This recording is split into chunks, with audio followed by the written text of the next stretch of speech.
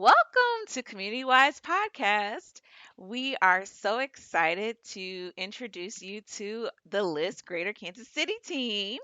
And this topic is a topic that I think a lot of organizations are having, or have had, or are currently having um, in the space of returning to office or returning to your office. And so I would like us to go around and introduce ourselves, or if you want me to introduce you, it's totally up to y'all. It's a real free flowing conversation. But as y'all know, I'm Holly Long. I'm the development officer for LISC Greater Kansas City, and I am the host of this great podcast that LISC so graciously has given us as a platform to say and do whatever within context, um, things that we do in regards of community development. So, hi guys, I'm gonna kick it to Amanda.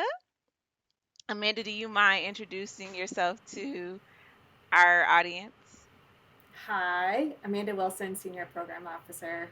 What does that mean, Amanda? What is a senior program officer? So I do more of the, I think, programmatic work around housing and CDC capacity building or community development corporation building. Those are the actual organizations on the ground doing the work around housing and equitable economic development that we support. And then I also do some health work, some community planning work, and other stuff, but I'll just wrap it up into those buckets. Okay, cool beans. Kelly, you want to introduce yourself to our podcast world? Sure. I'm Kelly Hearn. I am a program officer and have been with LISC almost 3 years now. I primarily work with financial stability initiatives, specifically our financial opportunity centers here in Greater Kansas City on both sides of the state line. Um, and yeah, I think that's it. Okay, cool beans. Daniel, you're not new to our podcast. You're making a resurgence. So welcome back, sir. Thanks. Daniel Surt, I'm a program officer for economic development, and the primary focus of my work these days is on small businesses, particularly small businesses led by people of color and women. And we do a variety of support initiatives, including access to capital, and provide technical support to those organizations through a network we call the BDO Network, which is an acronym that stands for Business Development Organization Network. So we have multiple partners on the ground that meet directly with small business clients and provide them technical advising, financial advising, in some cases provide seminars on legal advice, that kind of thing, basically helping them better equip themselves both to operate a business soundly and profitably, as well as to better position themselves for accessing the capital they need to grow. Thank you. And Mm-hmm. last but not least, podcast world, I want to introduce you to Miss Abigail Hale. And Abigail is the lady behind the podcast. She does literally all the other stuff that I don't know how to do, like upload this podcast and do all the other stuff.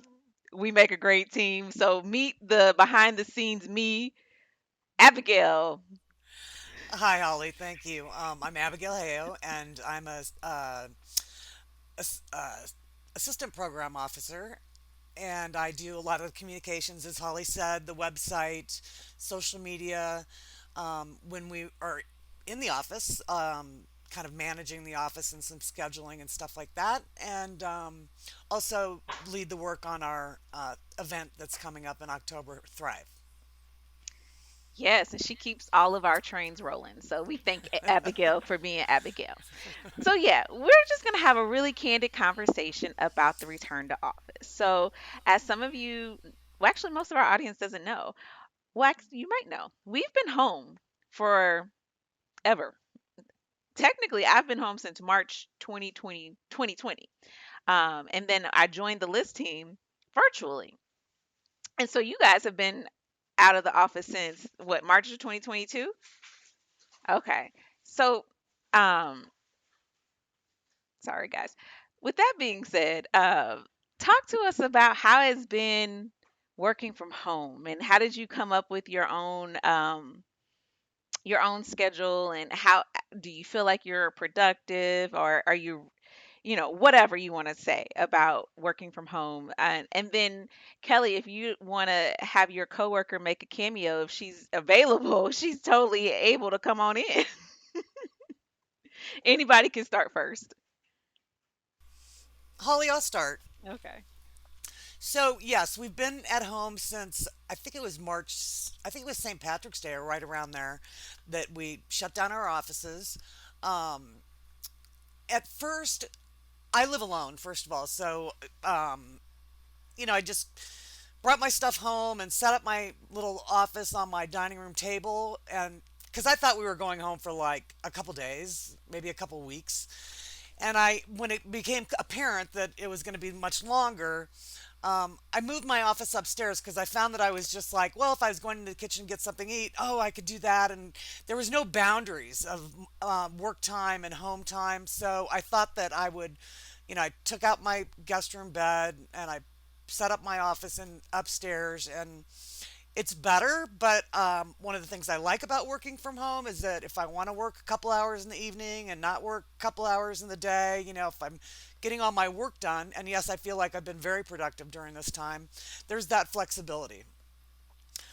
I also feel like I've gotten to know my coworkers better because we have a team string that we all participate in every day, and it's not just work related. If somebody's got a new pet or their kid is sick or they have a birthday or an anniversary, we're not together as a group when we're in the office, but on this tech stream we are together as a group. So I feel like I've gotten to know everybody better. On the downside, it's harder to have like brainstorming sessions. It's for me.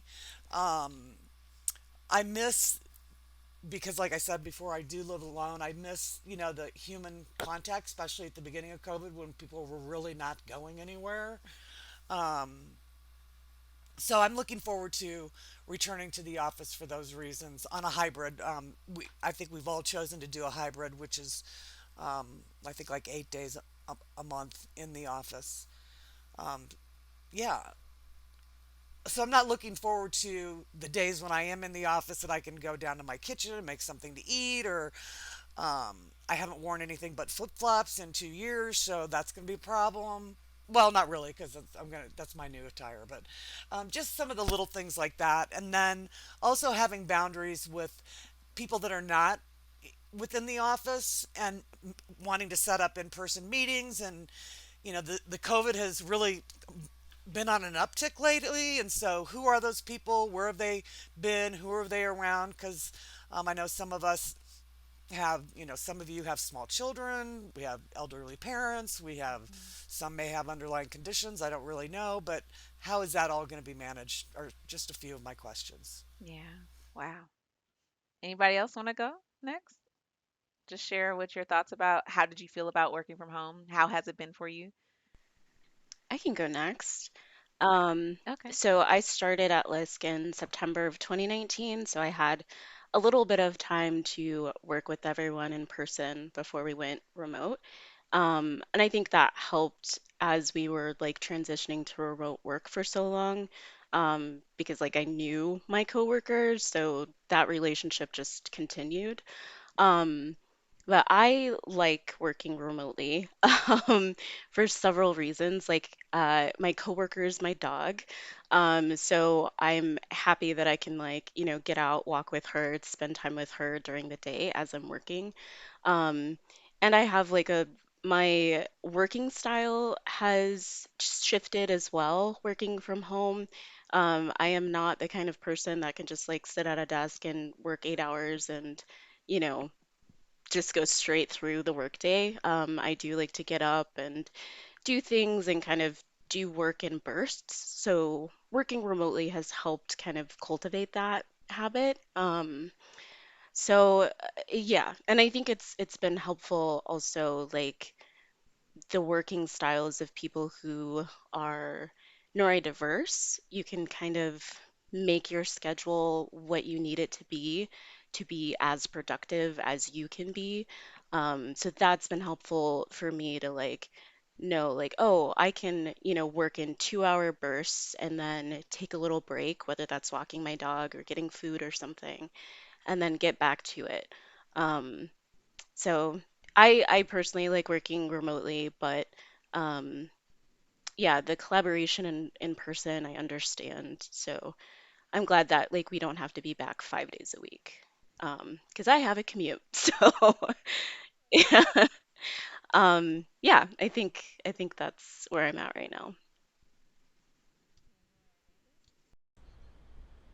I'll go.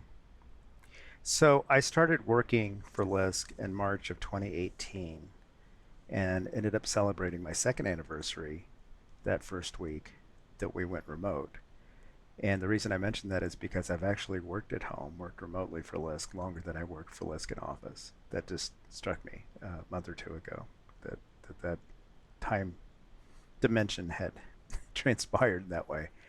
Um, it's interesting because Abigail alluded to this. I think that the first couple of weeks were peculiar, needless to say, for everybody.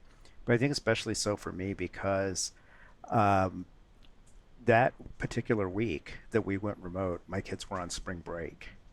And the initial announcement from their school district was that they expected them to go back in person at the conclusion of spring break just a week later. And by the end of that week, they had changed that decision and they did not go back at all. In fact, they started the next school year late. So there was a period there of a couple of months where my kids were kind of getting their footing and getting acclimated to the fact, for example, my son, who was a senior in high school, was not going to have a graduation ceremony or be in person or do any of those end of year celebration kind of things. And the others, were here and it didn't create any particular problems. And part of the reason for that was because for about 5 years before I worked for LISC, I had actually operated my own consulting practice and had worked from home there. But again, it was still an adjustment for them because they'd gotten used to dad going to work, for a couple of years before that. So we sorted out those details. But like I said, I think I would distinguish the beginning and the uncertainty that was at the beginning from the balance. I think by probably that summer, we'd established a pretty regular rhythm of boundaries and sorting out my time schedule and them knowing that if I was on a Zoom or I was on a call or whatever the case is, you couldn't just interrupt that because you needed an app downloaded on your phone, whatever the case might be. But yeah, we've really evolved beyond that. I would say that in terms of the practical effect of my own work, I spent so much time on the phone that doing things virtually in some respects, especially with Zoom and with Teams and other tools like that, the video conferencing tools, actually was a little bit of an enhancement over some things we've done before, particularly where you can do screen sharing and you can both simultaneously look at documents and that kind of thing. But the one part that's very different and that I've gradually over the last several months been trying to reorient myself and get back into is there's a lot of the work that I did was in the field. And I probably, my first 2 years at LISC, though we were in office, I probably spent half of my time at least outside of the office in the field, meeting with partners, going to large events, representing LISC in some cases at large conferences and events, and really stopped doing that for most of the last 2.5 years, and have only started incrementally moving back toward doing those things since earlier this year.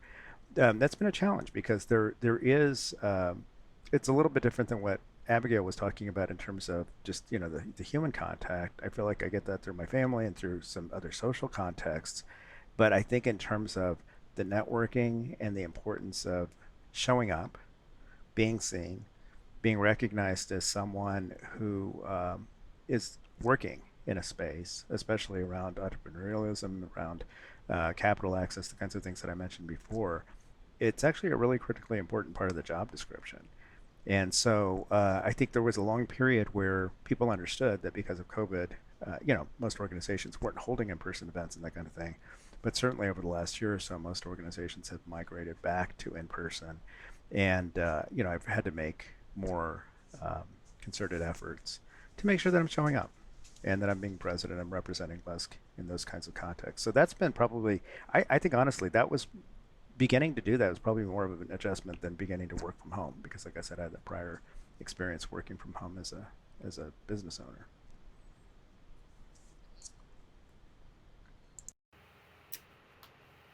Um, I've loved it. I've realized how introverted I actually am, and it's really given me a chance to recalibrate my life and my work life.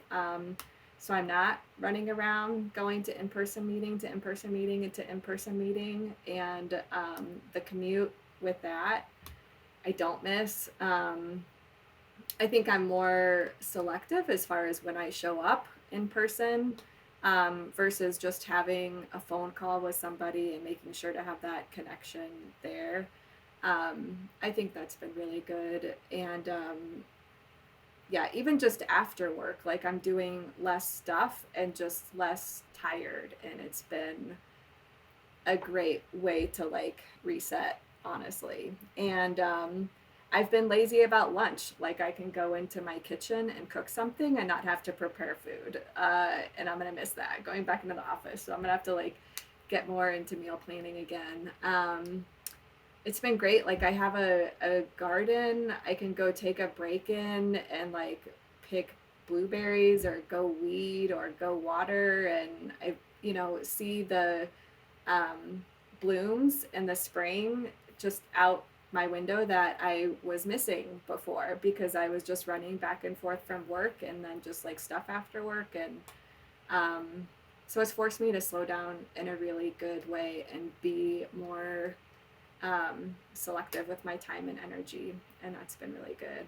And it is fun going back out and seeing and meeting people in person again, but having more energy to do that now than before. So yeah, it's been good. I've loved it.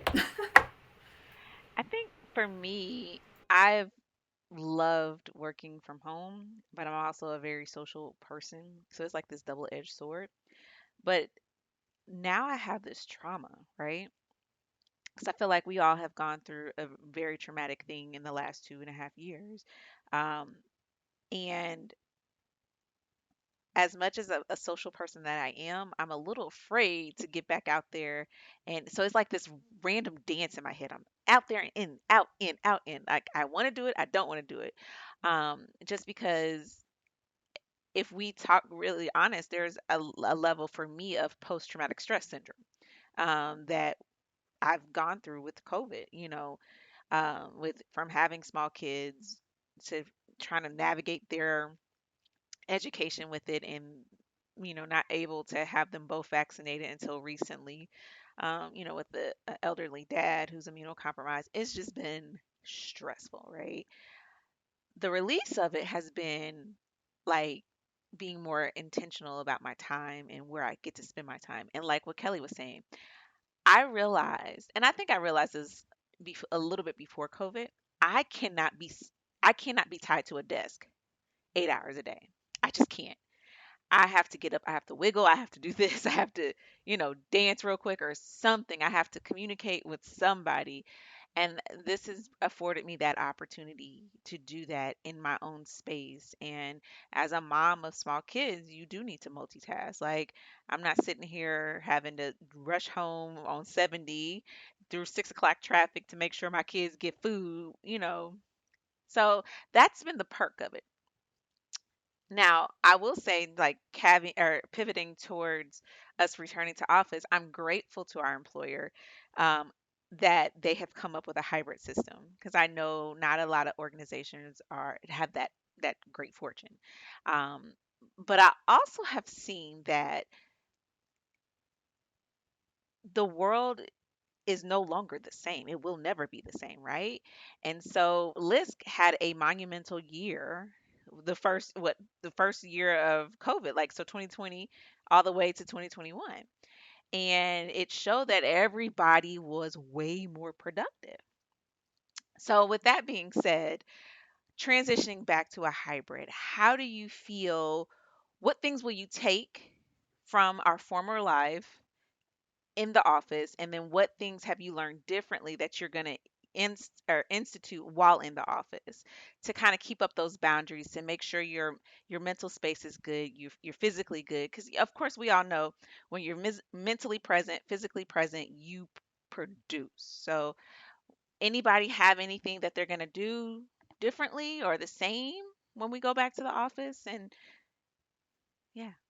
I have kind of a question that goes along with that question, and as far as everything has changed, right? So, do you guys feel like, with the exception of stewarding funders and Daniel getting out on the field to do, be in contact with small businesses that we're supporting because that totally makes sense, but do you feel like that how we meet has changed?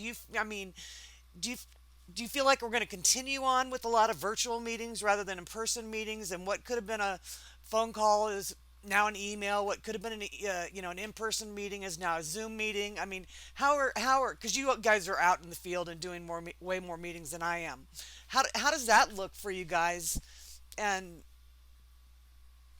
yeah, like Holly said, what are you guys going to do about your changes as far as meeting and in person and not in person? And although it's been 2.5 years and we still get on a meeting and you're like, well, you're on mute. So I mean, so Or no one's muted. right, right. Tell me what y'all think about that. Sorry, Holly. No, you're just being Abigail. I love it. Yeah, I'll answer both questions. So, uh, for me, with the hybrid model, I think I will um, keep the like physical boundaries. Like if I need to get a report done or something, I can close the door because I have an office now. So that's something I'll definitely be keeping. What I will be taking, uh, that I've learned over the past couple of years is like listening to my body, and not like just working through hunger or working through having to go to the restroom or working through, needing to get up and walk around. Um, that's like the freedom and like just listening to my body that I've been doing for the past couple of years, I'll definitely be taking. Um, and then also taking like just the accessibility factor of how we've been conducting meetings for the past couple of years, whether that's just having like a fully remote meeting or, doing a Teams call or just calling somebody rather than having to drive to, Lee's Summit or, having to drive, somewhere that may be an hour away from me.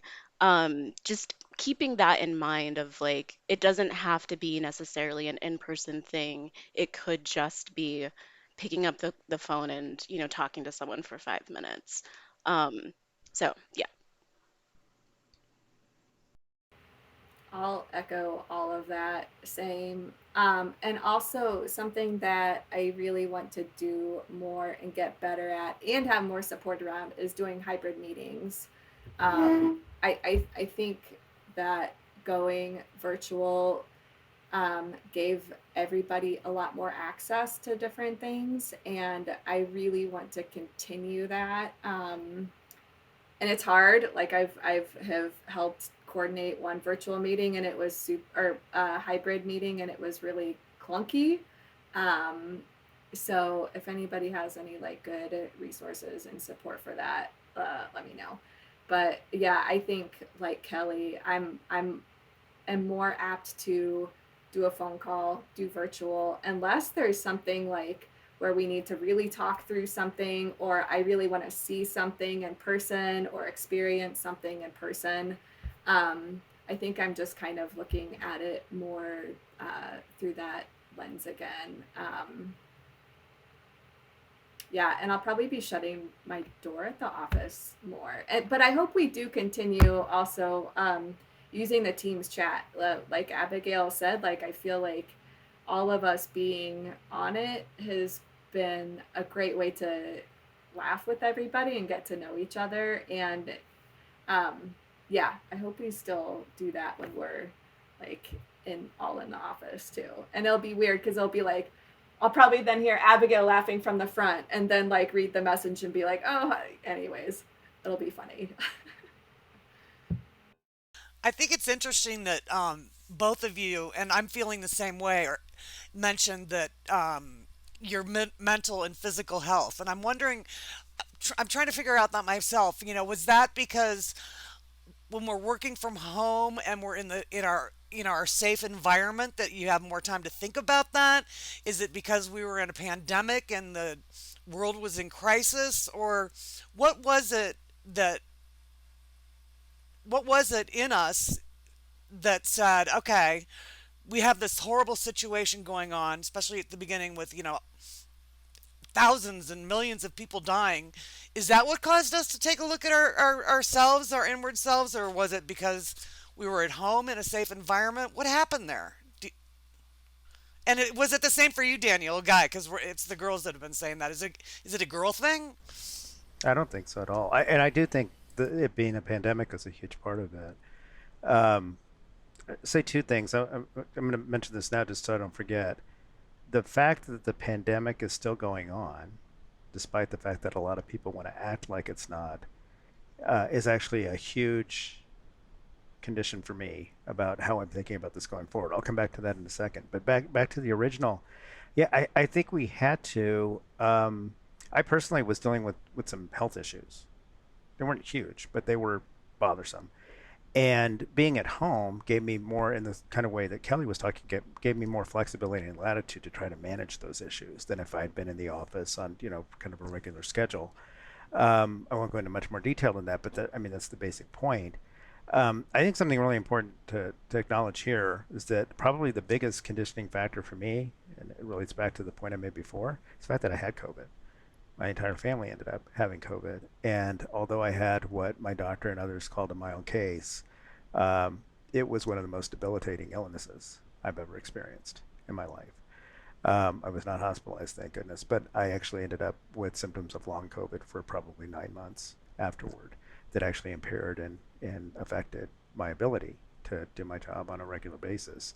Um, that would have been really, really hard to manage if we were in office or in an environment where we could have been in office, because the primary adaptation that I had to make because of those issues that I was dealing with was building flexibility into my schedule and my time. I mean, there were times I had to take especially through the front end in the fall of 2020 when that happened to us. I had to build big chunks of time into my schedule, just to manage and deal with that. So that's been a huge factor. Back to the original point I made. If and this is really going back to Abigail's original question, if COVID was over, if COVID was genuinely over, I would answer this question differently, but in some respects the same. I think I'd be thinking primarily about what are the things that we had to do because of COVID and there being a pandemic, like moving to virtual meetings and things like that, that had value, that have lasting value that I would continue to use. And like I mentioned before, I think one of them is, the ability to screen share and do things like that, collaborate effectively through virtual platforms in a way you wouldn't. I think the reality that COVID hasn't gone away and we have to be cautious. Amanda alluded to this earlier, as did Abigail, with you don't know who's there and where they've come from and what their precautions are if they're vaccinated, what their level of exposure has been. It's made me much more selective, as Amanda said, about the physical environments that I go into. There are some environments I won't go into at all, even if I mask. I just won't go to those meetings. There are thankfully many of those options, especially with larger groups. I mean, I've been invited into meetings that are convening now with groups as large as 300 and 400 people, and I have, where I can and where it makes sense, I've avoided going to those. There's been sit down lunches like that I won't go to because people obviously are going to be unmasked so that they can eat. If it's a sit down assembly where there's 200 or 300 people, which I went to one of those, I went there masked. And so it's definitely conditioned my behavior and my own reactions, experience of that. Again, I think I'm more cautious about it because of my own underlying health issues and my own experience having had COVID, which is something I would never wish on anyone or ever want to experience again. I think the likelihood is, unfortunately, many of us will. And I think we have to be very proactive about that, even as Amanda alluded to, in terms of how we manage ourselves back in the office and in that physical environment. But I think back to again the essence of Abigail's question. I do think that there are parts of it that were helpful. I do think that moving to the work from home, it created room, is the way I would describe it, to think about how to better manage work-life balance, because we had to create boundaries. We had to figure out, how late are you really going to work on this and that kind of thing. And I think those are lessons that we'll take away. I don't think it's as clean an option of what will you retain, because we're still in COVID. Exactly. I was thinking about when you were talking about that, just in general, work-life balance before COVID and how we've learned those things and we've been a little more appreciative of the time and value of our health and our mind and our mental stability and all that. Um, and, and my hope for the world is that it doesn't revert back to that burnt out syndrome, that constantly running the rat race in this little hamster wheel and I'm going nowhere but going fast. Um, and I'm grateful that, the silver lining is that we all had a moment to pause and to reassess and to figure out what works for us individually. Um, so going forward, as we go back into the office, we will be on a hybrid schedule. Um, and my hope, as we said, is the accommodations part for people who have different mindsets or who have different you know behaviors and who have different accessibility as far as like technology. And of course, we've all talked about this, how technology has been a great saver, right? But it's also been um, the haves and the have nots, basically. Some people have the great internet, some people don't. And how can we become a little more accommodating or I think we as lists are accommodating, but how can the world be a little more accommodating for others who have accessibility issues? And it's easier to have a virtual meeting versus trying to figure out how to get inside a building. You know what I mean? Like just little things like that, which are huge and monumental to us, but to the world, it could be like, yeah, that's not that important.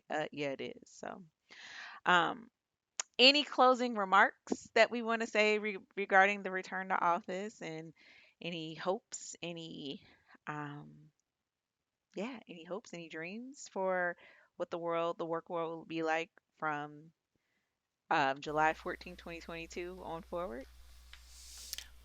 I'll say that I'm looking forward to seeing you all in person. You're my coworkers and my friends and my family, and I hope that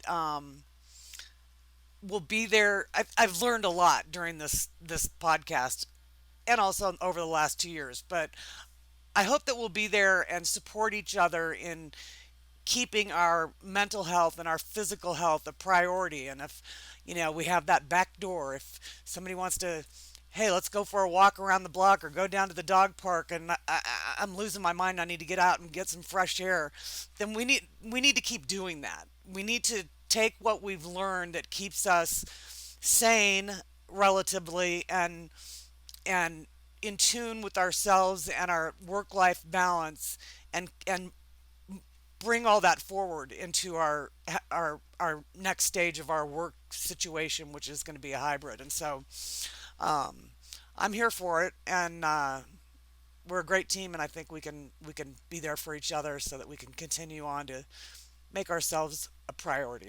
If we don't make ourselves a priority, our work's not going to be good. So that's my final thought. I think through this, like, and just doing um, virtual meetings and like seeing people in their spaces, and it's like I think we've have given us and our partners like more grace for interruptions, clothing, eating on camera, whatever. Like, we're human beings, we're not machines.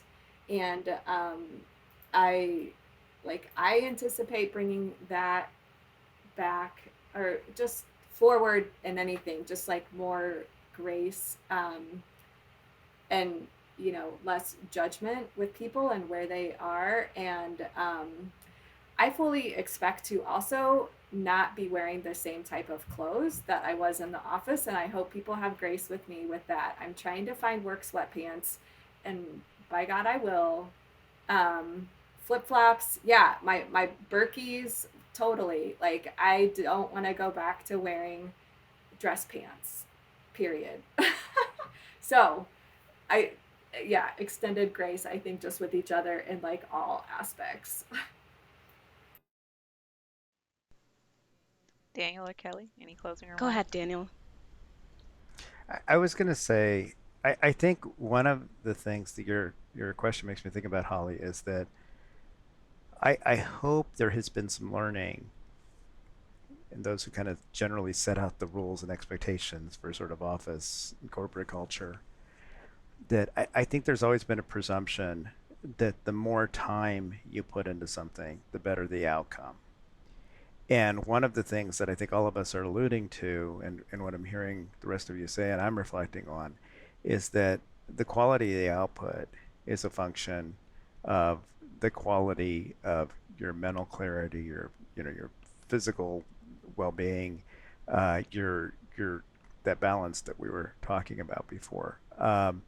And I'm not saying that we need to go to a reduced hour schedule or anything like that. I'm just saying that the reality is that we can do the same level, maybe even higher level of quality of work within a modified framework and meet the expectations that we lay out for ourselves and that others lay out for us as well in a way that really helps us achieve something more. I think there has been a tendency to think, well, it's got to be all this or all that, and what we did during the pandemic was just because of the pandemic. I think it's a huge mistake for our entire society if we don't take fundamental lessons away from this. And then my one little, if that wasn't enough of a soapbox moment, I'm going to add another one. I think one of the things that the entire pandemic has laid bare more than anything is how brutal our society can be to people.